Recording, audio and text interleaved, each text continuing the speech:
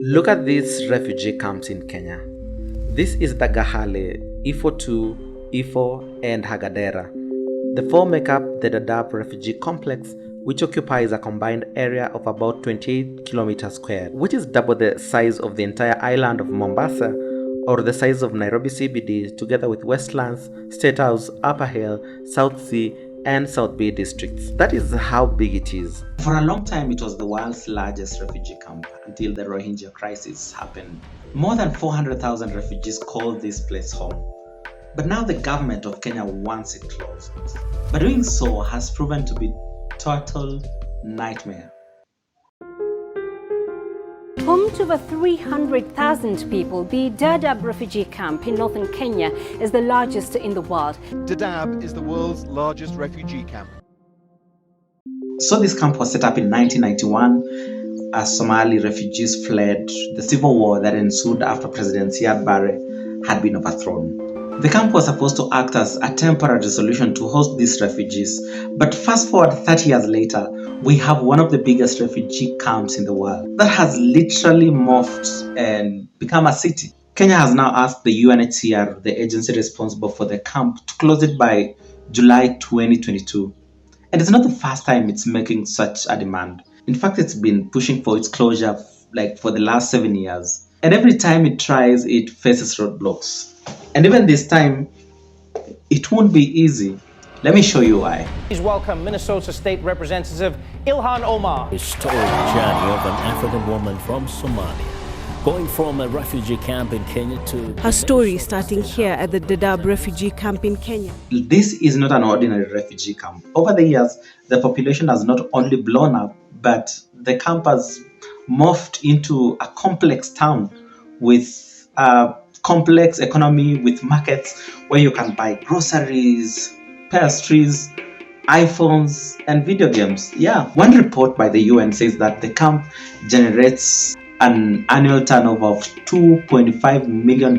This doesn't sound like a camp, like a refugee camp anymore. Or does it to you? No.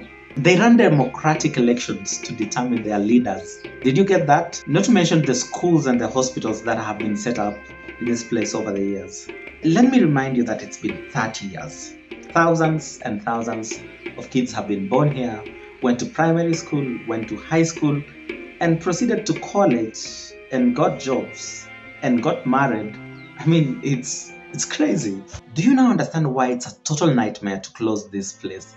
Both to the government and the more than 400,000 refugees who don't know what their future will become if they are removed from this place that they have been calling home. It's no wonder why the previous efforts to close this camp failed.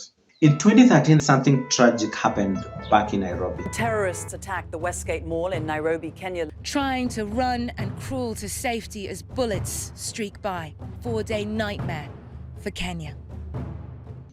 Following this attack, the government blamed the camp, saying that the attack was planned from the camp and vowed to move this camp to Somalia. The government agreed with the UNHCR to voluntarily close the camp. In that plan, the refugees that were willing to go back to Somalia would be given financial incentives so that they go back voluntarily. But it didn't work because many were not willing to go back to Somalia. I mean, this place has become like home. Some of them have even never been to Somalia. Again in 2016, something more tragic happened. Of those killed in the Garissa attack and their loved ones.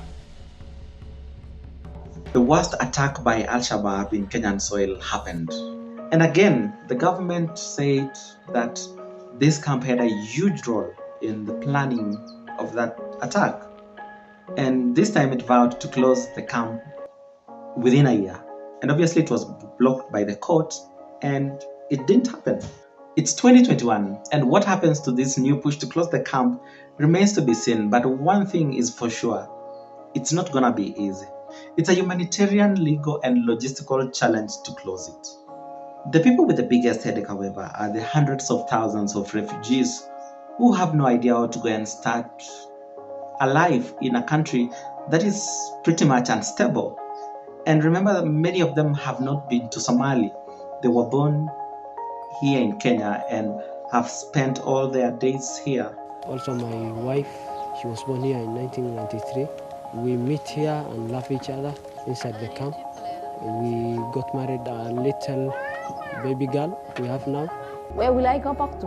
We are neither Kenyans, because Kenya is telling us we are refugees. We are neither Somalis, because we have been brought up in Kenya. So we are caught in between. Since I started reading and studying about this camp, I can't stop thinking about these people. And I feel like this is a story that is least studied. Thank you so much for watching this video. I hope you got to learn a thing or two. And please follow and subscribe. Cheers.